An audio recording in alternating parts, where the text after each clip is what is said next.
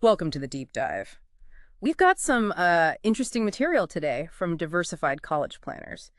We're going to zero in on something pretty crucial if college is on your radar, the Student Aid Index, or SAI. hmm Our plan is really to, break it down, make sense of how this SAI actually works and how it's going to affect financial aid for the 2024-2025 FAFSA and, well, going forward, too. Exactly right. The SAI, yeah, that's the number everyone needs to get familiar with now. It's taken the place of the old EFC, the Mm, expected family contribution. right, BSC. Yeah. Think of the SAI as like the main factor colleges use to gauge your potential eligibility for financial aid.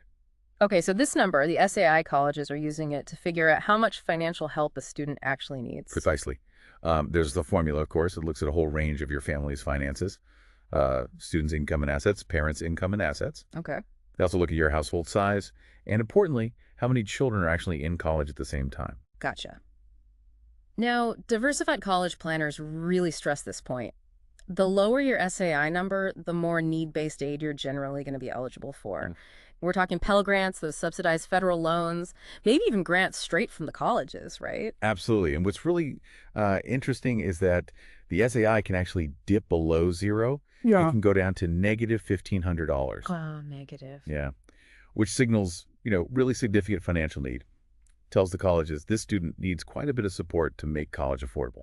So, okay, how does a college actually use that SAI number? It's not like the SAI is the dollar amount of aid you get, is it? No, that's a common misconception. What the Mm. college does is they calculate their total cost of attendance, and that's like everything. Tuition, fees, room, board, books, even travel. The whole package. Right, the whole package. Then they subtract your SAI from that total cost. What's left over is what they call your demonstrated financial need. Okay, give me an example. Sure. Say a college costs $30,000 a year.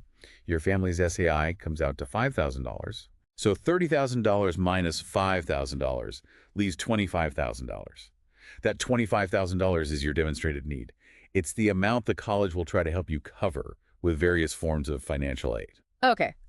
And this is where, based on the Diversified College Planners material, things get strategic, maybe. It's not just about knowing the number, but understanding what goes into it. That's the key takeaway they're highlighting, understanding the levers, you could say.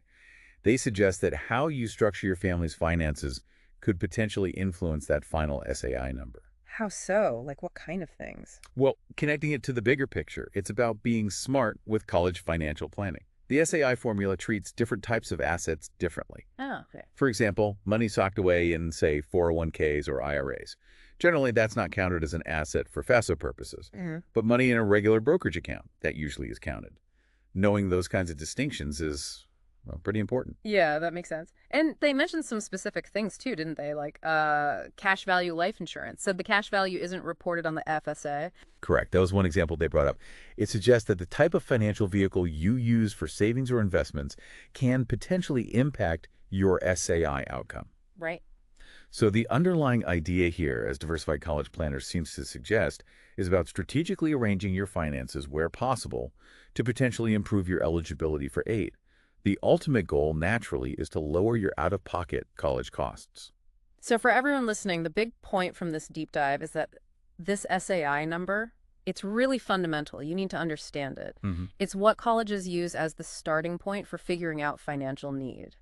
And maybe digging into how it's calculated could show you ways to, well, maximize the aid you might receive. Yeah, and that kind of leads to a good question for listeners to think about. Yeah. Looking at your own situation, what part of the SAI calculation seems like it will have the biggest impact? Is it mostly income-driven for you, Hmm. or do assets play a larger role? Right. Just thinking about which area income or assets carries more weight for your family.